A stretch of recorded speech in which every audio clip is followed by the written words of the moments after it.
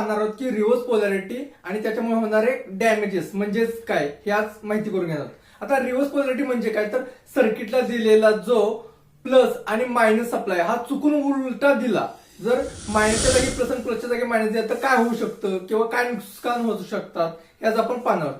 जर एलईडी उलटी जोडली तर काय होणार आहे, एलईडी चालू होणार नाही आणि जास्त व्होल्टेज त्याच्यामध्ये जाईल आणि एलईडी कायमची बंद होऊन जाईल.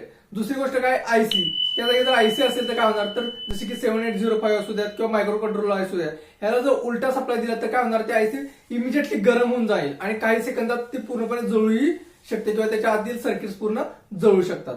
त्यानंतर कॅपॅसिटरच्या बाबतीत काय घडणार आहे, जर रिव्हर्स इलेक्ट्रोलायटिक कॅपॅसिटरला जर रिव्हर्स पोलॅरिटी दिली तर तो काय होतो, तो बल्जिंग होतो आणि त्यानंतर काय होतो, तो फुटून जातो. तर कधी कधी त्या कॅपॅसिटरचा काय होतो, तर स्फोट पण होऊन जातो.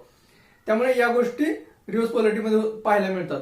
ट्रान्झिस्टर किंवा मॉस्फेट मध्ये जर इंटरनल जंक्शन काय असतात ते डॅमेज होऊन जातात आणि सर्किट काय होतं, त्याच्यामुळे पूर्णपणे काम करणं बंद होऊन जातं. म्हणून रिव्हर्स पोलॅरिटी टाळण्यासाठी काय केले असतं, सर्किटमध्ये सप्लायमध्ये डायोड्स, फ्यूज किंवा ब्रिज रेक्टिफायर्स वापरले असतात.